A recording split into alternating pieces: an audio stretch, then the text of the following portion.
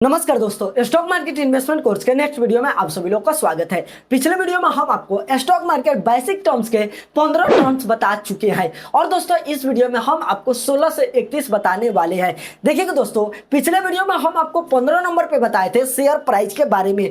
दोस्तों हम आपको फिर से समझा देते हैं कि आखिर शेयर प्राइस होता क्या है, उसके बाद दोस्तों हम आगे बढ़ेंगे। शेयर प्राइस का सिंपल सा मतलब होता है, जब हम किसी कंपनी का शेयर खरीदते हैं तो उस शेयर को खरीदने के लिए जो हम पैसा देते हैं उसी पैसा को शेयर प्राइस बोला जाता है। कई बार इसे करंट प्राइस भी बोल दिया जाता है। अब दोस्तों 16 नंबर पे हमारा आता है रिटर्न। अब दोस्तों हम किसी कंपनी में इन्वेस्ट क्यों करते हैं, किसी कंपनी का शेयर क्यों खरीदते हैं? क्योंकि हमें पैसा के वैल्यू को बढ़ाना है, यानी कि हमें फायदा कमाना है। तो देखिएगा दोस्तों, मान के चलिए किसी कंपनी का आप शेयर 100 रुपया पे खरीद लिए। अब दोस्तों उस कंपनी का शेयर कुछ दिन के बाद 100 से बढ़ के 110 पे पहुंच गया। तो दोस्तों 110 पे आप उसे बेच दिए। तो दोस्तों 100 पे खरीदे, 110 पे बेचे, तो बीच का जो 10 रुपया है ना, यही आपका रिटर्न है। तो दोस्तों आप रिटर्न भी समझ गए होंगे। देखिएगा दोस्तों, अगर आपको अपने शेयर से पैसा कमाना है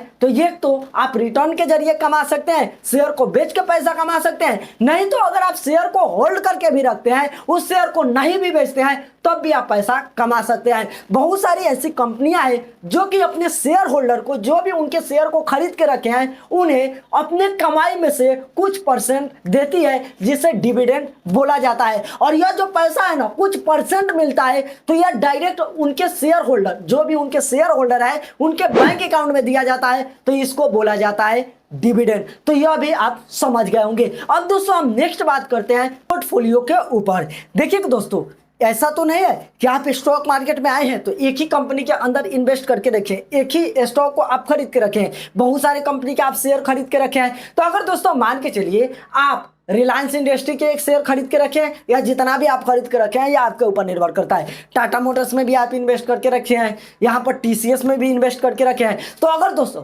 जहां जहां पे आपका इन्वेस्टमेंट है उस सबको एक साथ अगर आपको बोलना है तो उससे बोला जाता है पोर्टफोलियो। अगर आपसे कोई पूछता है कि आपके पोर्टफोलियो में कितने स्टॉक है, तो दोस्तों आप बोलिएगा मेरे पास रिलायंस इंडस्ट्री का स्टॉक है, या जो जो आपके पास है वह आपको बोलना है। आप सिंपल से भाषा में समझ लीजिए, पोर्टफोलियो ऐसी जगह को कहा जाता है जहां जहां पे आपका इन्वेस्टमेंट होता है। भले ही आप म्यूचुअल फंड में भी इन्वेस्ट करके क्यों ना रखे हैं, सबको एक साथ आपको बोलना है, उसी को दोस्तों पोर्टफोलियो बोला जाता है। तो यह भी दोस्तों आप समझ गए होंगे। अब दोस्तों हम नेक्स्ट बात करते हैं सेल्स के ऊपर। देखिएगा दोस्तों, ऐसा तो नहीं है कि कंपनी के पास पैसा का पेड़ है, वो हिला देती है तो पैसा आ जाता है।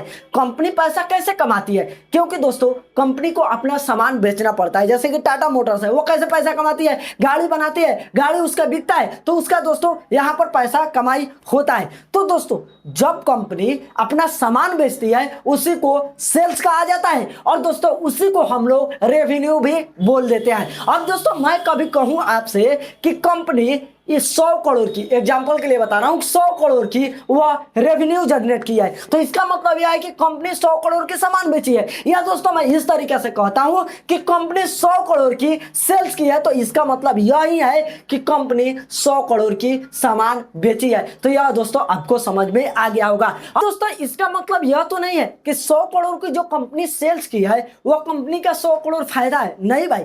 क्योंकि जो सेल्स की है, जो सामान बेची है, इस सामान को बनाने में भी कंपनी का खर्चा लगा होगा। तो जो कंपनी को बनाने में खर्चा लगा है उसको कहा जाता है एक्सपेंसिव। तो दोस्तों यह भी आपको समझ में आ गया होगा। अब दोस्तों अगर हमें ऑपरेटिंग प्रॉफिट जानना होगा तो जितना की कंपनी सेल्स किया है उसमें से जितना खर्चा किया है इसे हम माइनस कर देंगे, तो जो निकल के आएगा वही ऑपरेटिंग प्रॉफिट होता है। जैसे कि 100 करोड़ की कंपनी सेल्स की है, तो 100 करोड़ में से दोस्तों मान के चलिए 75 करोड़ कंपनी का खर्चा आया हुआ है, तो 75 करोड़ हम माइनस कर देते हैं तो हमारा निकल के आ जाएगा 25 करोड़। तो ये जो 25 करोड़ है यह उस कंपनी की ऑपरेटिंग प्रॉफिट है। अभी यहाँ पर यह कंपनी का फायदा नहीं है, क्योंकि कंपनी को सरकार को टैक्स भी देना पड़ता है। तो जिस सरकार को टैक्स देती है इसको टैक्स कहा जाता है। और उसके बाद दोस्तों निकल के आता है कंपनी का नेट प्रॉफिट, जिसे हम लोग प्रॉफिट आफ्टर टैक्स या दोस्तों हम लोग